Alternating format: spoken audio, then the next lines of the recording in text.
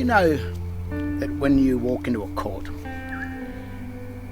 or aware of the witness box or the witness stand, when someone walks in and swears an oath on the Bible in order to speak the truth and the whole truth, they swear an oath.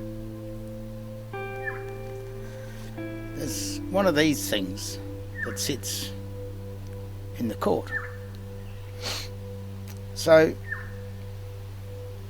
one would assume that if a Bible is in the court, then there must have some sort of biblical connection to the Bible, to what's going on. So a lot of people that ignore the Bible and say, oh, the Bible means nothing in law, then, why would it be sitting in the courts? So the system of governance that we have must have some relation to these books. But we have, from what we've discovered, or from what we seem to be discovering, there seems to be a quasi-Christian system, a system that is made to look a bit like the Bible, look a bit like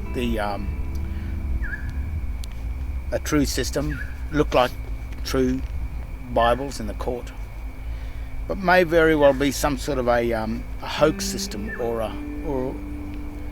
a deception or some form of a lie.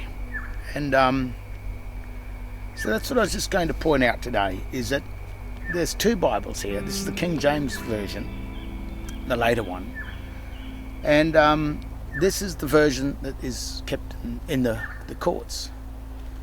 This is a Jerusalem Bible. This is not the one that's in the courts. But there's a difference between this Bible and this Bible. This one has got the Lord, the God, removed. It doesn't exist in there. It's taken out.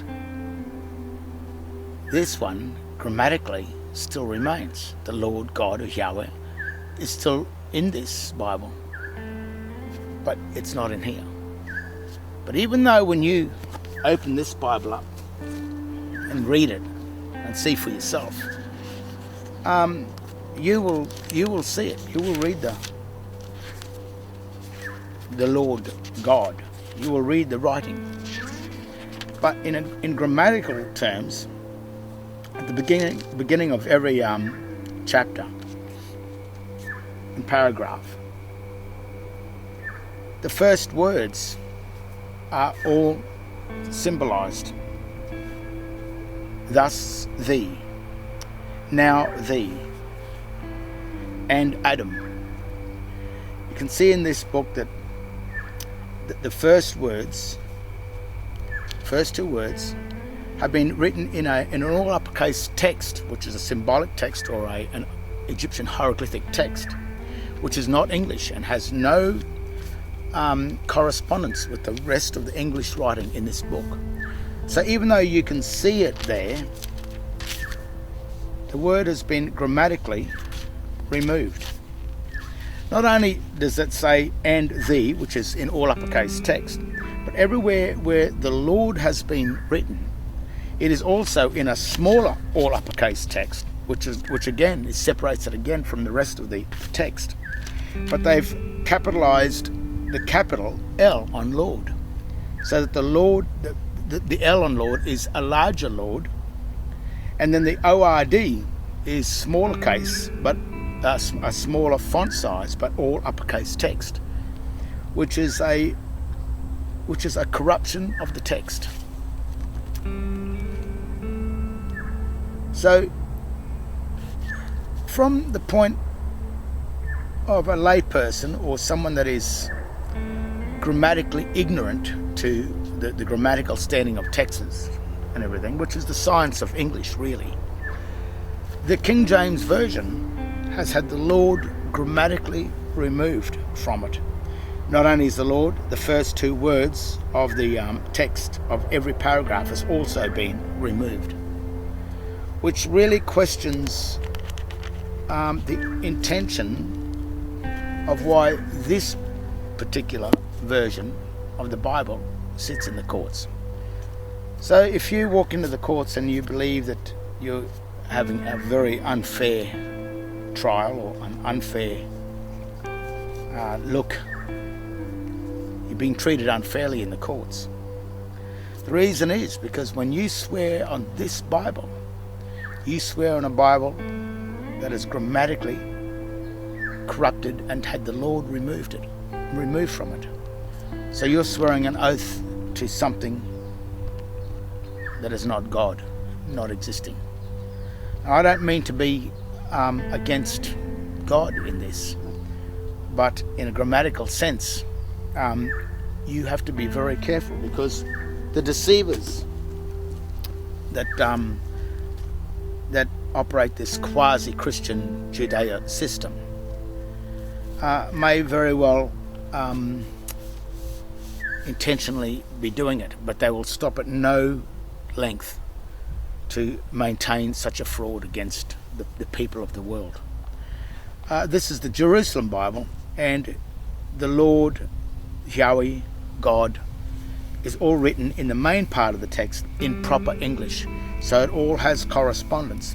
The only glosses are in the marginal text, as where they should be, which the glosses, or the all uppercase hieroglyphic text, is stating that it is not part of the text.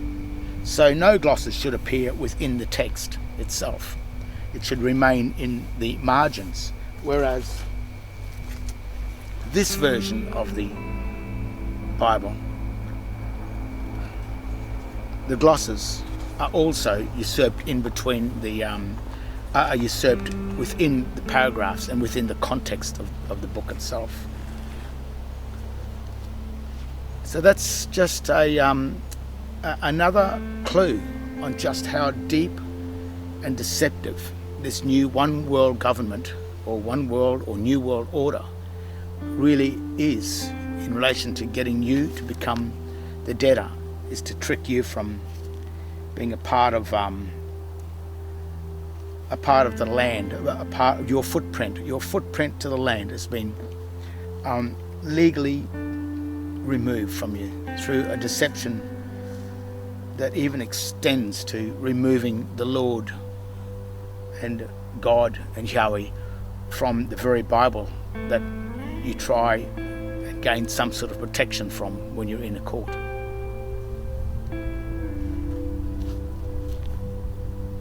That's pretty sad.